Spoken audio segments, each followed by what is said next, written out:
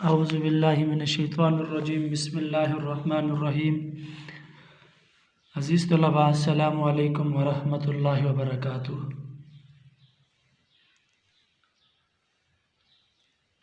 عزیز طلباء، گزشتہ سبق میں ہم نے توحید کے عنوان پر جو ہمارا سبق تھا اس کا عنوان توحید تھا، اسی سبق کو ہم آگے لے کے چلتے ہیں۔ آج کا جو ہمارے سبق کا عنوان ہے وہ بھی توحید ہے۔ تو عزیز طلباء، میں آپ سے چند سوالات کرنا چاہتا ہوں۔ سوال نمبر 1 یہ ہے کہ دین کی اصطلاح میں توحید سے کیا مراد ہے؟ عزیز طلباء، دین کی اصطلاح میں توحید سے مراد اللہ تعالیٰ اپنی ذات اور صفات میں ایک ہے۔ اللہ تعالیٰ اپنی ذات اور صفات میں ایک ہے، اس کا کوئی شریک نہیں۔ عزیز طلباء، دوسرا سوال میرا آپ سے یہ ہے کہ توحید کی کوئی ایک دلیل دیں۔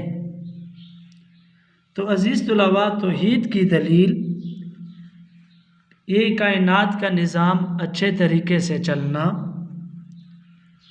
سورج، چاند اور ستاروں کا اپنے اپنے مقررہ وقت پر طلوع اور غروب ہونا، موسموں کا وقت پر بدلتے رہنا اور پودوں کا مقررہ وقت پر پھل پھول دینا، یہ اللہ تعالیٰ کی ذات کی توحید کی دلیل ہے۔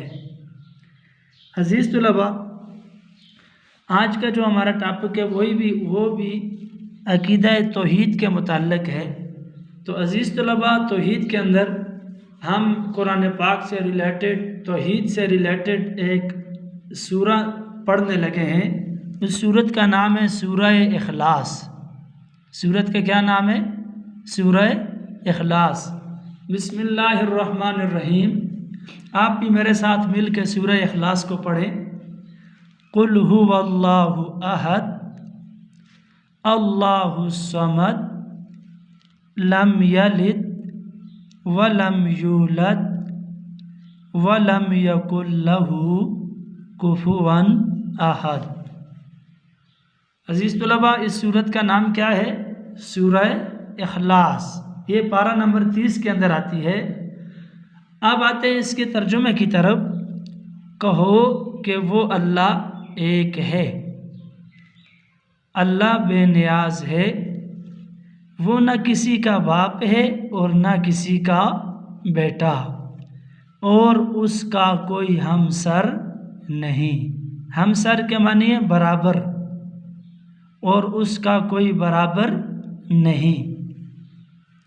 تو یہ ہوا سورہ اخلاص کا ترجمہ کہ اللہ تعالیٰ ایک ہے، اپنی ذات اور صفات کے اندر وہ اکیلا ہے۔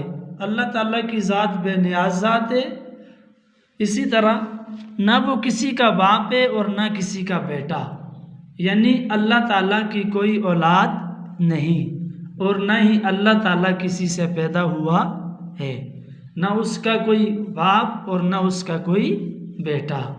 اسی طرح تیسرا ہے وَلَمْ يَكُنْ لَهُ كُفُوًا أَحَدٌ، اور اس کا کوئی ہمسر نہیں اور اس کا کوئی برابر نہیں۔ یہ ہوا سورہ اخلاص کا ترجمہ۔ اب آگے چلتے ہیں۔ سورہ اخلاص کے بعد ہمارے پاس یہ آیت کریمہ ہے،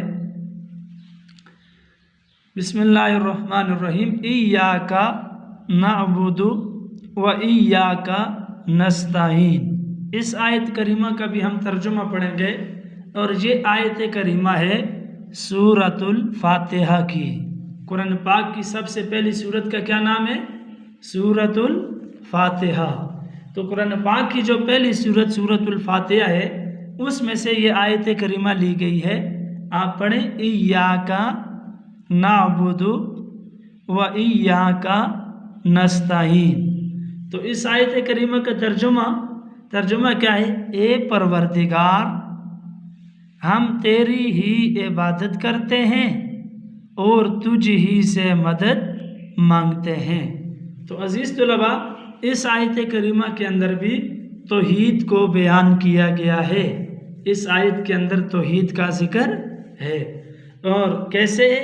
اے پروردگار ہم تیری ہی عبادت کرتے ہیں اور تجھ ہی سے مدد مانگتے ہیں۔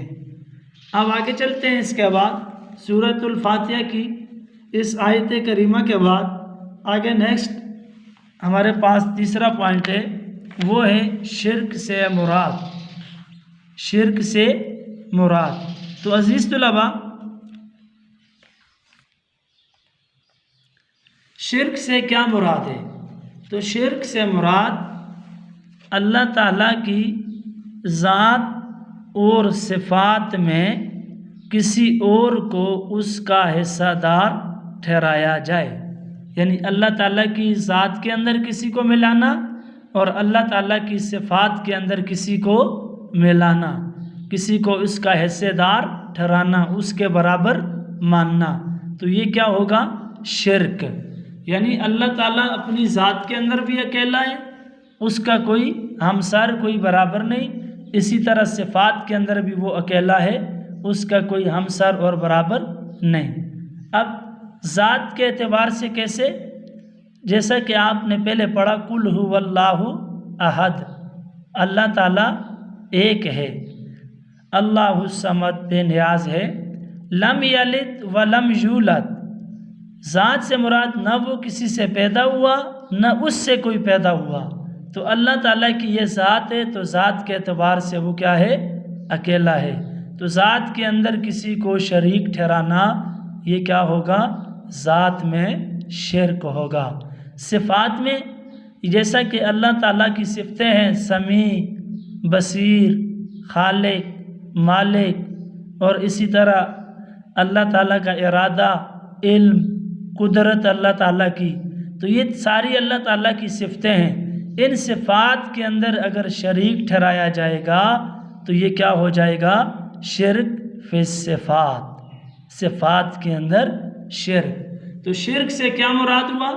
اللہ تعالیٰ کی ذات اور صفات میں کسی اور کو اس کا حصہ دار ماننا، کسی اور کو اس کے برابر ٹھہرانا، یہ تھا شرک سے مراد۔ اب دوبارہ سے آتے ہیں، آج ہم نے 3 چیزیں پڑھی، ان میں نمبر 1 کیا تھا؟ نمبر 1 سورہ اخلاص کا ترجمہ، سورہ اخلاص کا ترجمہ۔ تو سورہ اخلاص قل هو اللہ احد اللہ الصمد لم یلد ولم یولد ولم یکن له کفوا احد۔ اب اس کا ترجمہ کیا ہے؟ کہو کہ وہ اللہ ایک ہے، اللہ تعالیٰ بے نیاز ہے، وہ نہ کسی کا باپ ہے اور نہ کسی کا بیٹا، اور اس کا کوئی ہمسر نہیں۔ یہ ہوا سورہ اخلاص کا ترجمہ۔ اب آتے ہیں نیکسٹ، ہمارے پاس ایک آیت کریمہ ہے، اور یہ آیت ایاک نعبد و ایاک نستعین۔ عزیز طلباء، یہ کون سی سورت کی آیت کریمہ ہے؟ سورۃ الفاتحہ، اور سورۃ الفاتحہ جو ہے وہ قرآن پاک کی سب سے پہلی سورت ہے۔ اب آتے ہیں اس کے ترجمے کی طرف۔ اے پروردگار ہم تیری ہی عبادت کرتے ہیں اور تجھ ہی سے مدد مانگتے ہیں۔ اس کے بعد نیکسٹ ہے ہمارے پاس شرک۔ تو عزیز طلباء، شرک سے کیا مراد ہے؟ اللہ تعالیٰ کی ذات اور صفات میں کسی کو شریک ٹھہرانا، ذات اور صفات میں کسی کو اس کا حصہ دار ماننا یا حصہ دار ٹھہرانا، یہ کیا ہوگا؟ شرک۔ اب آتے ہیں نیکسٹ سبق کا خلاصہ۔ آج ہم نے جو سبق پڑھا اس کا خلاصہ کیا ہے؟ عزیز طلباء، سبق کا خلاصہ نمبر 1، اسلام کا بنیادی عقیدہ عقیدہ توحید ہے۔ تو اسلام کا بنیادی عقیدہ کون سا ہے؟ عقیدہ توحید۔ دوسرے نمبر پہ عقیدہ توحید سے انسان کے اندر کون سی صفت پیدا ہوتی ہے؟